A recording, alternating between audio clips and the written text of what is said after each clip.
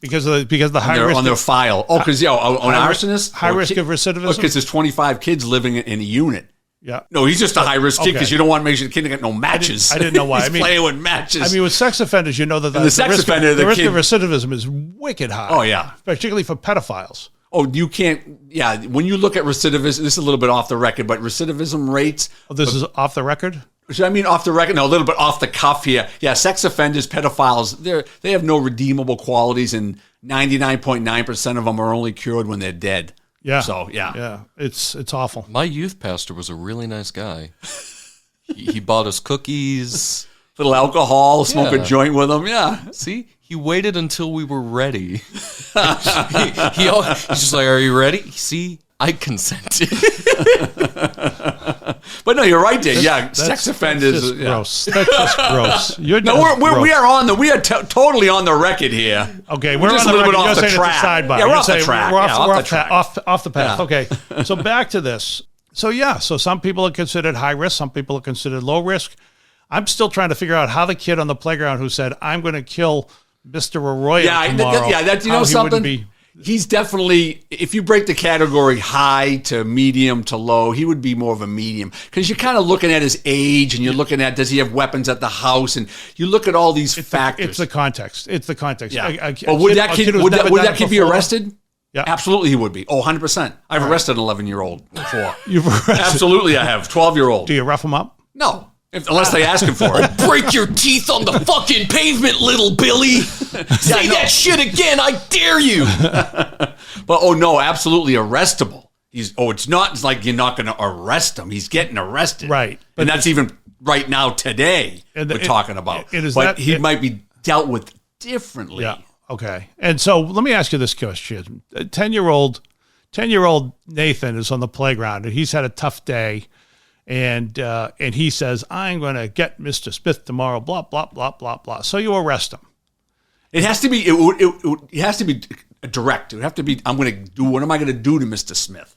I'm going to stab him. I'm going to shoot him. I'm going to burn his house down. If he says, "I'm going to kill Mr. Smith." Yeah, absolutely. That's enough. That's enough. That's enough, absolutely. Okay. But what if I said, "I'm going to take Polaroids of myself in my underwear and then I'm going to sneak them into Mr. Smith's pockets"? Is that a crime or is that just like, what a prankster? I think you got away with that one. See, back in the day, Polaroids, you can get away with that because you can't track a Polaroid. Oh, that's because nowadays, if he did it on his iPhone, a very astute police detective would be able to get the origin of that photo and say, Nathan just set up Mr. Smith because the picture came from his own phone. He took his own picture. Nathan is getting us off the path. No, but it's good stuff, though. It's good stuff. Track. It's not good stuff. You have to take all of these things into account. Nathan taking pictures of himself is grossing me out, quite frankly. Never mind. I was going to say, how old were you when you did this? Check your back pocket, Dave. You're doing your magic again. All right, fine. Now, this is where things go wrong. We kind of alluded to it already because you have the human element. When things go wrong is when there's no threat or there is a very mild threat, but there's no person associated with the threat. Okay. Such as that TikTok threat. Yes. It was a threat, and it went all across the country, and every school system and law enforcement in every place and everywhere in the country had to react to that, all right? Yep. So, and if you don't handle that threat appropriately, if you blow it off, yep. and if it happens, now that threat assessment process just went down the tubes. Right. Now, a threat is a very vague threat, like there's going to be a shooting in the North Shore of Massachusetts. Yep. It's vague, it's a little direct, but it's still vague. There's still 8 to 10 towns out there. Which ones are going to be, right? It's more than that. I mean, you're looking at, if you look at the North Shore of Massachusetts. How many towns are here? If you go directly along the coast, but that's not the really North Shore. You're looking at inland. You're looking at, basically you're talking about probably. How about we just say Massachusetts, there's going to be a shooting at a high school in Massachusetts. Fine. Yeah, there's 300 or 400 high schools. Which one is it? And then how about when the person makes the threat and the school officials don't call the police like they did with the Ethan kid.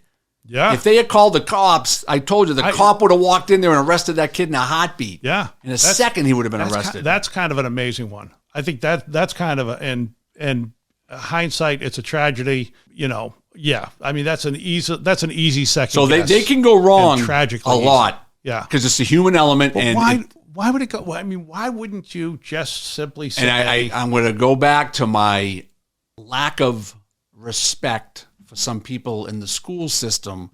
They're very arrogant, and they believe that they know more than the average person knows. I hate and they're very hard-headed, and they don't take advice, especially from a police officer who might be a 25-year-old cop, and they might be a 45-year-old mental health counselor, and they're just not going to listen to a 25-year-old street cop who deals with threat assessment every single day. Oh, yeah. And they're looking at him as I'm not going to let this psychopath cop tell me what to do. Absolutely. I think I mean, I think that I can see that. And I don't think that let's put it this way. I think we could say that with many people, their hearts are more or less in the right place, but this arrogance. Yeah, I guess their heart is obviously they want to see the best for people, and sometimes police officers and school officials and counselors and social workers have the same end goal, all right?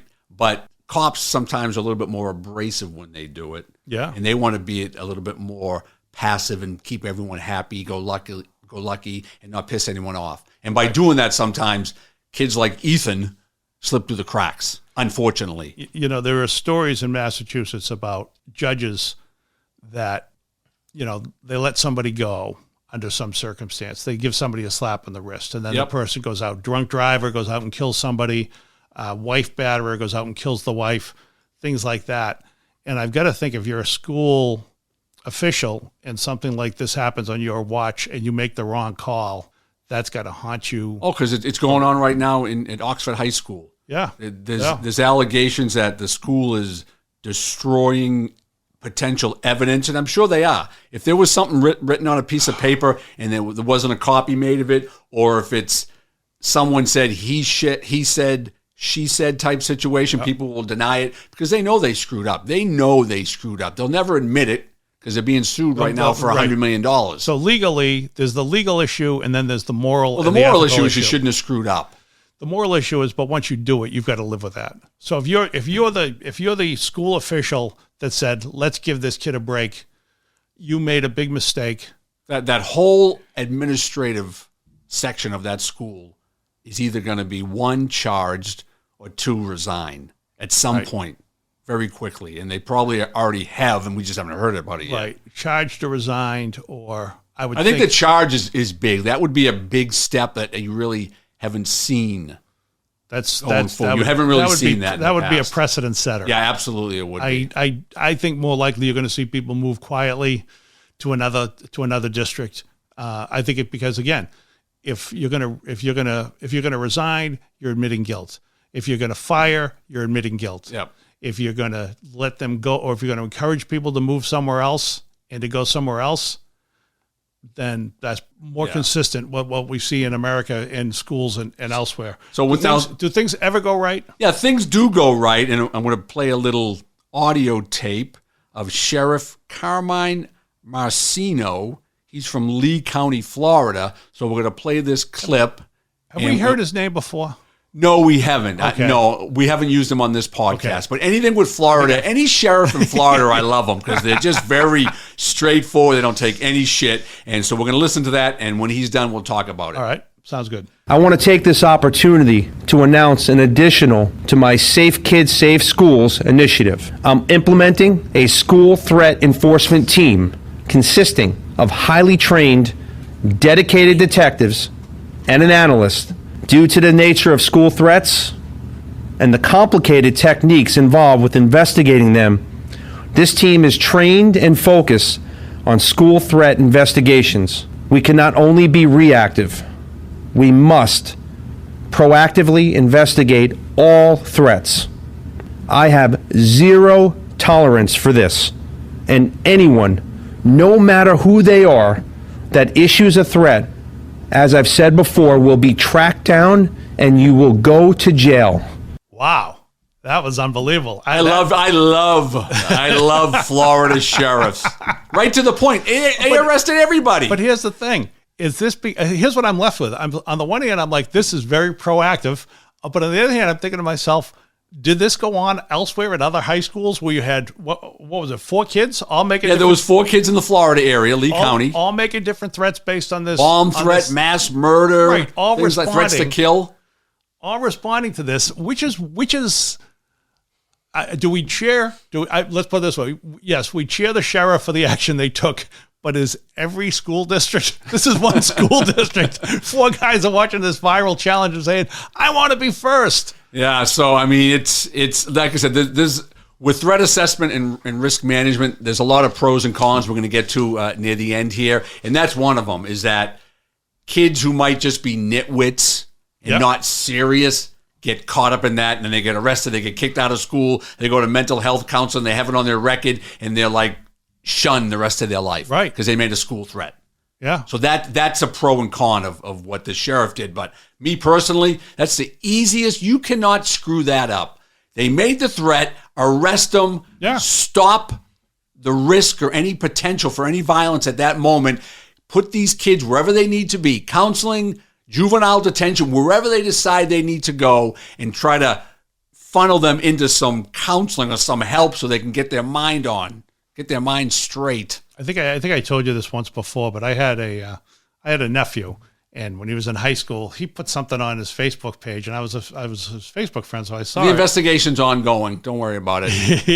and he basically said something. I think it was like about a list, or these are a bunch of kids in my school I'd like to kill, or something like that. And I sent him a text, and I'm like, hey, if you're just kidding about that, you probably want to take it down right away. But unfortunately, nowadays people screenshot it and it goes all over the place. Exactly. And I said, but if you're serious about it, why don't you call me? We'll talk it through. and he said, no, I'm just kidding. And he took it down, and there was no harm, no foul. But I still never really talked about him, so I don't know if he was just busting his friends or if he was just. Well, he hasn't.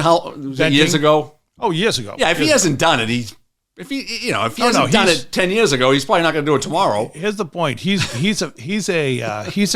a productive, normal member of society, and I wouldn't expect anything less from the Rattigan bloodline. Exactly, he was before and he was after, but it was just, and I don't know if it was like a bad day or if he was just screwing around, and I think he could have been either one.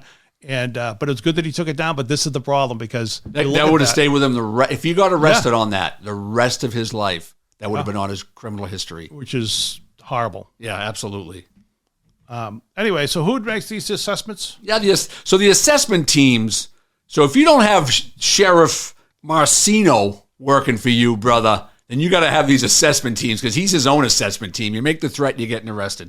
Basically, it's a law enforcement officer for the school resource officer. Yep. It's a school psychiatrist, an adjustment counselor, a guidance counselor who would know certain kids that you might be talking about, the principal or an assistant principal, social service people, and then Department of Mental Health people. All right. I'm sure they're very helpful. And then juvenile corrections people, if in fact the kid is on probation and he happens to be in a high school. Right. Well, this is the thing, too. Here's 2 things about this. One is these assessment teams. Why isn't the cop given... Why isn't the cop, or is there a decision maker here? From my experience of being on one of those teams, you can usually get a consensus that little Jimmy, who made a threat to shoot his gym teacher, is going to be arrested. He's not coming back to school for the foreseeable future. And if the cop makes that statement, I would say that everyone in that room, they're in agreement with what the cop has suggested, just due to the fact that the cop may articulate liability and what if it does happen, and we're in the room here and we have records of it. He texted his buddy, he texted the teacher, whatever he did. Well, it seems to me like that makes the most sense, because the buck should stop with the cop. Because is it arrestable or is it not arrestable? It should stop with the buck should stop with the cop. But I will say this. Will the school resource officer wind up with his own repercussions? Yeah, I think if they feel that cop is probably heavy-handed or maybe arrogant or thinks he's running the school, because what you see in my experience was that the principal, the superintendent, the assistant principals, that's their school. And no one's going to tell them how to deal with their students. But why would they? Well, I'm coming